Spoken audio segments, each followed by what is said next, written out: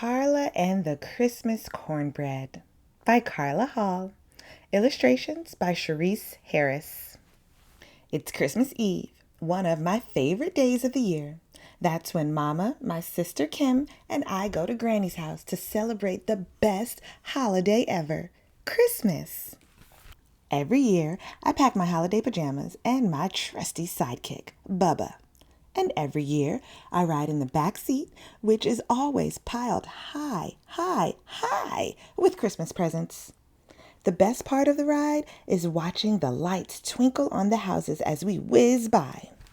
When I see the sign that says it's 20 miles to Lebanon, I know we are almost at Granny's house. Granny makes the best cornbread in the whole wide world. Cornbread is my favorite. Kim fiddles with the radio and finds a station playing the Jackson 5. Santa Claus is coming to town. We all sing along. Almost there. Granny is looking out of the kitchen window when we pull into the driveway. Granny, is the cornbread ready yet? I shout. Well, Merry Christmas to you too, Carla and Bubba. Merry Christmas, Granny, I say. Is the cornbread ready yet? Now that you're here, I can start baking it, she says. Granny pulls the cast iron skillet out of the heated oven and pours cornbread batter into it. Hiss, pop. The batter crackles as it hits the hot pan. Little bubbles dance around the edges. Granny uses her big oven mitt to put the skillet back in the oven. 20 more minutes until the cornbread is done. I can't wait. Merry Christmas! We hear our grandpa call from the front door. Where are my girls? Grandpa is a doctor, and everyone calls him Doc, even us.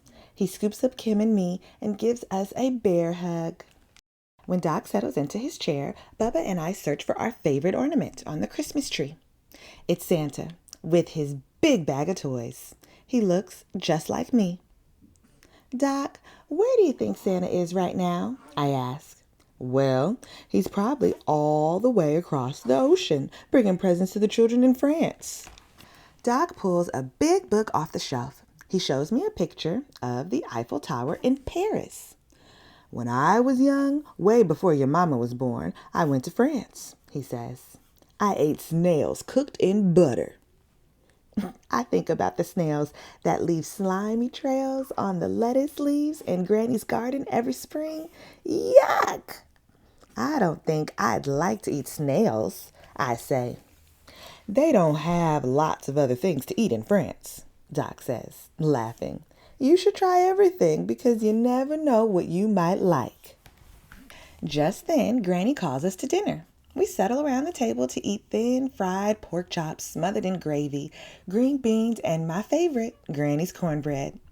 Tomorrow, when all the aunts, uncles, and cousins come over, the table will be groaning with pans of macaroni and cheese, glazed ham, deviled eggs, creamed spinach, collard greens, sweet potato pie, baked apples, and popcorn balls. After dinner, Mama sends Kim and me upstairs to put on our jammies.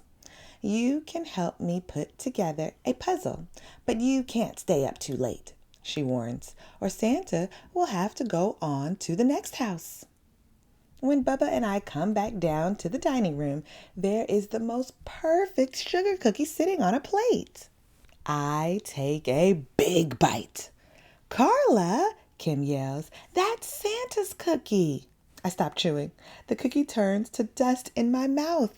My eyes filled with tears. I ate Santa's snack. What if Santa puts me on the naughty list? He won't come tonight. There will be no presents, and everyone will know I did a not-so-great thing. Christmas will be ruined. Carla, come here, Granny calls out. I'm in big trouble. I'm sure of it. I drag my feet toward the kitchen. But when I get there, Granny is smiling. It's okay. Santa likes cookies, but he really likes kids who are kind and sweet like you, she says. Don't worry about that old cookie. I've got a better idea, she says.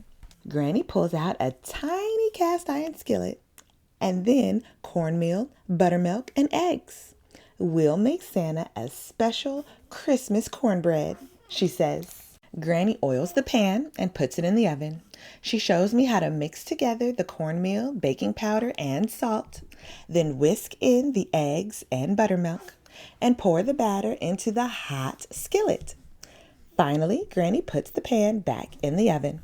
While the cornbread bakes, Granny puts soft butter, sugar, cinnamon, and a touch of almond extract in a bowl and gives me a spoon to mix it up. Cinnamon butter. When the tiny cornbread is ready, Granny cuts it into wedges and puts the pan on a tray with the cinnamon butter and a glass of cold buttermilk. Bubba and I put the tray next to the tree. "Looks good," says Doc. "Santa gets tired of all those cookies, I bet." Still, when Kim and I settle into bed, I feel sad about eating Santa's cookie. I hope he loves cornbread as much as I do. I close my eyes, and quick as a wink, it's time to wake up. It's Christmas morning. Kim, wake up, I cry. Bubba and I peek downstairs. I'm happy to see there are presents, and all the cornbread is gone except for one little wedge. And there's a note. "Dear Carla, thank you for the cornbread. It was very good. I saved a piece just for you. Merry Christmas, Santa." It's the best Christmas ever. The end.